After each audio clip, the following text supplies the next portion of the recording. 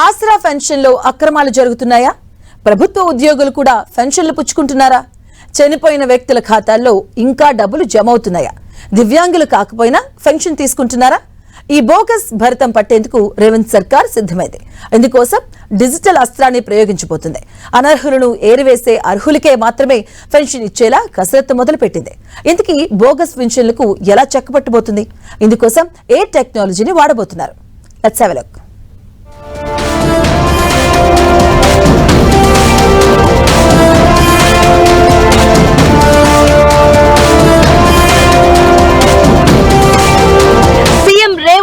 Digital అస్త్రం.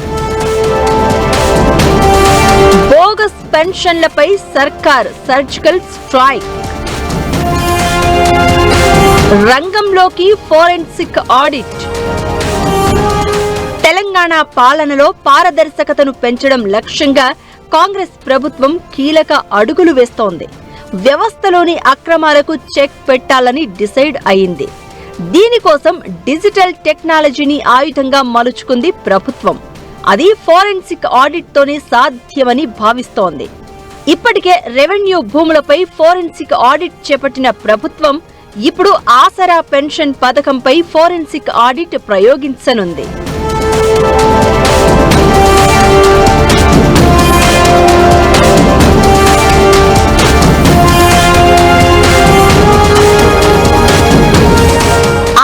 Pension స్కీమ్లో భారీ స్థాయిలో అక్రమాలు జరుగుతున్నాయని ప్రభుత్వం దృష్టికి వచ్చింది. చనిపోయిన వ్యక్తులు, కాంట్రాక్ట్ అవుట్ సోర్సింగ్ ఉద్యోగులతో పాటు ప్రభుత్వ ఉద్యోగులు సైతం పెన్షన్ తీసుకుంటున్నారని ఆరోపణలు వినిపిస్తున్నాయి. దీంతో ఆసరాలో నిజమైన లబ్ధిదారులు ఎంతమంది అనే అనుమానాలు వ్యక్తమవుతున్నాయి. దీనికోసం రాష్ట్ర వ్యాప్తంగా ఫోరెన్సిక్ ఆడిట్తో అడ్డుకట్ట వేయాలని డిసైడ్ అయింది. పట్టణ ప్రాంతాల్లో ఫిజికల్ వెరిఫికేషన్ లేకుండా లబ్ధిదారుల అకౌంట్స్ లోకి ఆసరా పెన్షన్ ట్రాన్స్ఫర్ చేస్తున్నారు. దీంతో లబ్ధిదారులు ఏ విధంగా ఉంటారు, ఎక్కడ ఉంటారు, అసలు బతికే ఉన్నారా అనే విషయాలు అధికారులకు తెలిసే అవకాశమే లేదు. అందుకే ప్రభుత్వం ఆ ఏరియాల్లో 360 డిగ్రీస్ అనే అత్యాధునిక సాఫ్ట్వేర్ ద్వారా డేటా విశ్లేషణ చేసింది. ఈ విశ్లేషణలో షాకింగ్ నిజాలు బయటపడ్డాయి. ఒక్క జీహెచ్ఎంసీ పరిధిలోనే సుమారు 3500 మంది ఉద్యోగులు అక్రమంగా పెన్షన్ పొందుతున్నట్లు తేలింది. గ్రేటర్లోనే ఈ రేంజ్లో ఉంటే ఇక రాష్ట్ర వ్యాప్తంగా ఎంతమంది బోగస్ లబ్ధిదారులు ఉన్నారో తెలుసుకోవాలని భావిస్తోంది ప్రభుత్వం.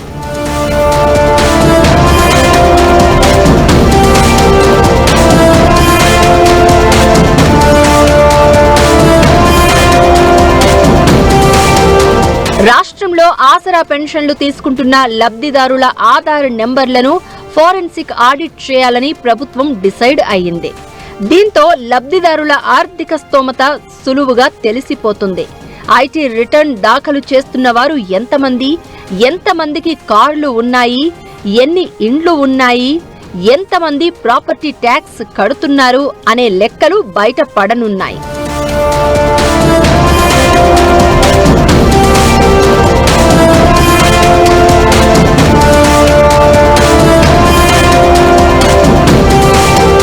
ఈ ఫోరెన్సిక్ ఆడిట్ ద్వారా కేవలం ప్రభుత్వ సొమ్ము ఆదా అవ్వడమే కాకుండా భవిష్యత్తులో ఉద్యోగ నియామకాలు పారదర్శకతతో జరిగే అవకాశం ఉంది.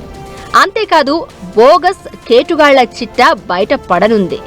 ఈ డూప్లికేట్ గాళ్ల భరతం పడితే ఖజానాకు నష్టం జరగకుండా ఉంటుంది.